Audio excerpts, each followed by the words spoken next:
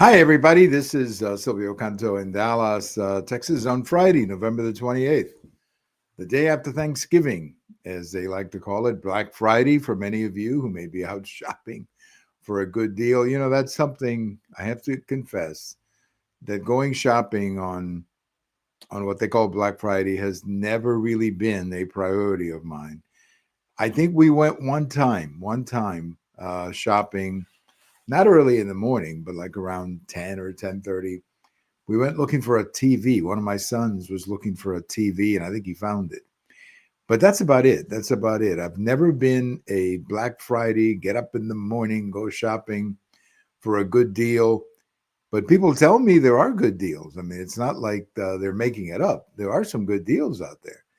But man, getting up that early after after a Cowboys win and all of that, and a nice evening meal or a nice Thanksgiving meal. I don't know. It doesn't get me excited. But I hope you had a good Black Friday if you're out among the many millions probably out there shopping on the day after Thanksgiving. Always fun. Always fun to see the news reports.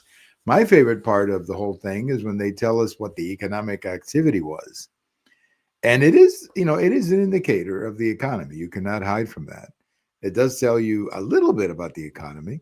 So we're hoping for a good report today. We're hoping for a good number today from the so called Black Friday cash registers. Now, there is another day, I think, coming up. It's not Black Friday, but I think it's shopping at home or buying from local businesses day. I think that's coming up too. We hope that one is very successful. In fact, we hope that every business has a great season because we want the American economy to succeed. And one of the best ways of the American economy succeeding is when people are buying. I mean, let's just face it. That's a reality. Some good news from the Cowboys on Thanksgiving Day. Of course, they play on Thanksgiving Day. And yesterday they played Kansas City. Honestly, I didn't think they were going to win, a game against Kansas City. But the Chiefs, these are not the Chiefs of the last few years. They're just not going well. I mean, it's a team that I don't know if they're a dynasty, but they've been in quite a few games, postseason, finals recently. Probably the most successful team of the last 5 years. And they just were not the same team. I mean, there's just something wrong with them. They were just not the same team. And the Cowboys were able to pull off a 31-28 victory. Cowboys are not exactly setting the world on fire either. But at least they're now 6-5, 6-5-1, because there's a tie as well in their record. And maybe they have a shot at the playoffs. They're going to have to win at least 3 more games. And they've got some tough opponents coming up. So we'll keep you posted with all of that. But nevertheless, it was a good Thanksgiving Day for the Cowboys. And then on Friday we got the big game, the big college game, Texas A&M and Texas Longhorns. This used to be a yearly game. I mean, it was one of the most anticipated games around here. The Aggies and the Longhorns playing on the Friday after Thanksgiving. It was one of those games that everybody wanted to watch. But then they decided to, I think what happened was the Longhorns went into the SEC, or either the Longhorns or the Aggies. One of the two teams went into the SEC first, and that kind of broke up the schedule. But then they both went in the SEC, and then they both said, you know what? We got to start playing again. And we got to go back to that tradition. And I'm so happy that they did, because it is really a great tradition around here. And one thing about college football, it has a lot of tradition, and the tradition should stay. You shouldn't be messing with traditions like the Aggies and the Longhorns playing on the Friday after Thanksgiving. So I'm delighted. The game is at 6 on Friday. It will be shown nationally on ABC, so everybody should watch it. I'm looking forward to it. The Aggies are having a very good season, so you would think the Aggies are favored to beat the Longhorns, but this is one of those games. This is one of those games where the passion is so high the fans are so intense that anything can happen. And I've seen a few over the years. Anything can happen when the Aggies and the Longhorns play. So good luck to the Aggies. That's what we're rooting for. But let's hope for a good game, and let's hope they never take this amazing game away from us, the Aggies and the Longhorns, on the Friday after Thanksgiving. Let's hope we never, never, never have to sit around wondering when are they going to play again, because this is a fantastic, to say the least, a totally fantastic game to play. Well, there was some news, of course. I have a post over at the American Thinker today on Friday talking about Fani Willis. This is that, I guess she's a district attorney down in Fulton County, which is Georgia. And she's the one who was spearheading that lawsuit against President Trump. This was about the 2020 election. And the whole thing has fallen apart. A judge in Georgia has killed the whole thing, and it's all history now. And that's good for the country. It's good for the country that these cases that became part of what they call lawfare are down and going away. Because honestly, it wasn't good. We're not a banana republic. And that's what these cases had turned into, banana republic justice. So I'm delighted that that this particular case is going away. In my post over at the American Thinker today, the title of the post is "Don't Be Tender with Fanny." And if you're old enough to remember that song, "Fanny Be Tender with Your Love" by the Bee Gees, I'm sure you remember that if you're part of my generation. Well, anyway, so don't be tender with Fanny. This was not a nice lady, which she did. And let's hope that she pays a price for that, for having done this lawsuit. This was bad. It's just like the ones in New York too. These are just bad. This is bad lawfare. This is bad for justice.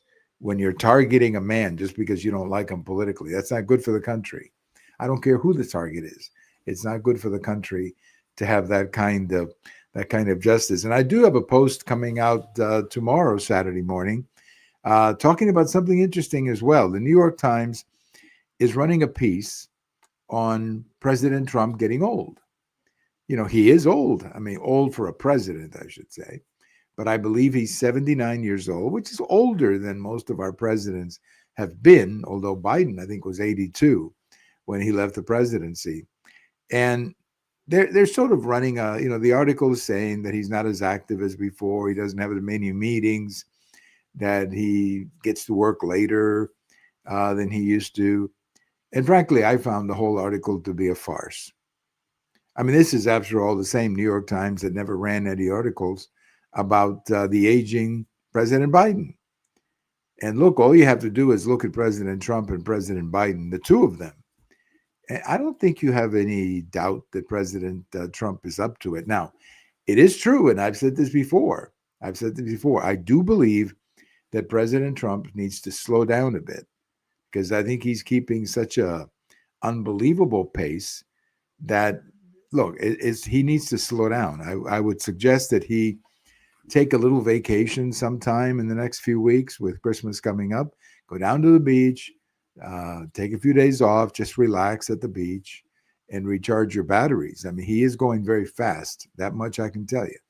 But when you look at him, particularly in press conferences and the way he handled himself, I mean, a lot of what he does is ad lib. You don't see Trump that much reading from a script. Now, he does when he gives a speech, of course. But what I'm saying is, when he's doing press conferences and he's, entertaining heads of state, and you see him on top of things, you never saw Biden like that.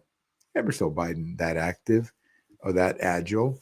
So I think the New York Times, frankly, the story, it wouldn't be a bad story in a different time. But after they covered up for President Biden for so long, this particular story looks a little odd to me. It looks more like a hit job than journalism. But I'm not against, talking about the president's age or how he looks. I mean, that's fair game. But after the way they covered up for President Biden, it doesn't look very smart for the New York Times to be doing that. And I don't know. A lot of people, I was watching these guys over at Weird Clear Politics. They have a great podcast. and I enjoy watching them. They're very good. And they were basically saying the same thing. Look, it's not a bad idea for the media to write about the president's age or how he looks or his energy. I mean, that's fair game, but not after they covered up for for President Biden. Come on, you got to be kidding me. So that's a I think that's what makes the New York Times story a little bit silly to say the least. Well, we're going to get into more of what happened in D.C. with these two guardsmen who were shot. Obviously one of them dead. The young woman, she's dead. The young man is apparently very seriously ill and in serious condition. Thankfully, he is around, has survived. But we do have to have a conversation in this country about people who are coming in, and especially people who are not vetted. My biggest problem with, again, what I'm familiar with, my biggest problem is that this man had been living in the United States. His apparently whatever he had, whatever permit he had expired. I think early this year. So why are we not following up on people whose papers have expired? This absolutely puzzles me. We've got to know who's in the country, and we've got to know what they're doing. And if their papers expired, there should be a way of tracking them down. I mean, it's not like we didn't know where this guy was. Apparently, everybody knew where he was. He had kids in school. So we had to know where he was. But it just seems to me that there's been a breakdown in the enforcement of immigration laws, and that has to change. And that, to me, is the big story here. I'm not that upset with the fact that he's from Afghanistan, because I know some other people who are from Afghanistan who are helping American troops. They deserve an opportunity to live in the United States, or at least to be protected from whatever backlash there could have been back home. But this problem of people living in the United States whose papers and permits and visas have expired, this is a lot bigger than this man. And that has to be corrected.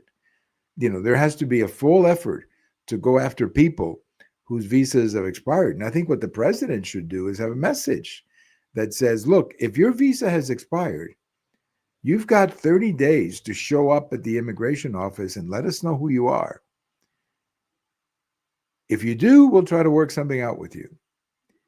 If your visa has expired and you don't tell us, well, you're going to be deported, period. That's the attitude we have to have. We have to have enforcement of immigration laws. We cannot have this crazy situation we've been operating in for years. So anyway, that's where I really want to get into. We'll get more into this story over the next few days because it's really a very, very bad story. But let me once again my best wishes to the Aggies tonight, who are playing the Longhorns. I hope they win, and congratulations to the Cowboys. And I hope everybody had a great Thanksgiving. We did, and I hope you did as well. Bye-bye, everybody. This is Silvio Canto in Dallas.